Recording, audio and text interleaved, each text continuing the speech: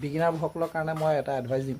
বিগিনাৰবিলাকে সোধে মোক যে দাদা প্ৰথম জিমলৈ আহি কোনটো ছাপ্লিমেণ্ট ল'লে ভাল হ'ব।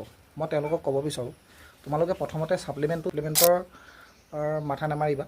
তোমালোকে প্ৰথম চেষ্টা কৰিবা যে তোমালোকৰ ৱৰ্কআউট ফৰ্মখিনি শুদ্ধ হৈছে নাই।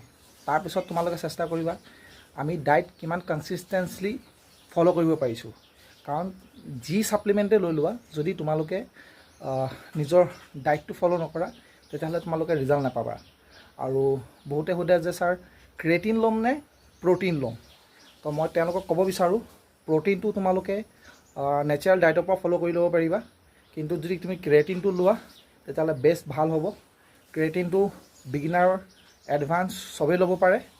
আৰু ক্ৰিয়েটিনটো তুমি যদি প্ৰথমত ল'ব পাৰা তেতিয়াহ'লে চাবা তোমাৰ মাচুলত এটা ফুলনেছ আহিব, যিহেতু ৱাটাৰ হোল্ড কৰে আৰু তোমাৰ চাইজটো ডাঙৰ দেখা যাব। তো মই তোমালোকক প্ৰেফাৰ কৰিম প্ৰথমে তোমালোকে ক্ৰিয়েটিনটো ল'ব পাৰা আৰু এটা ভাল ৰিজাল্ট পাবা। ষ্ট্ৰেংথ ডেভেলপ হ'ব তোমালোকৰ, কাৰণ ৱাটাৰ হোল্ড কৰাৰ পাছত যেতিয়া তোমাৰ ক্ৰিয়েটিনটো বডিত ষ্ট'ৰ হ'ব, তোমাৰ এনাৰ্জি চ'ৰ্চটো বাঢ়ি যাব।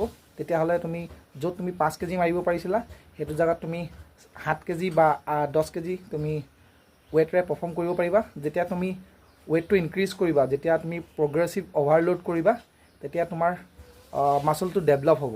চ' মই তোমালোকক ক্ৰিয়েটিন প্ৰেফাৰ কৰোঁ।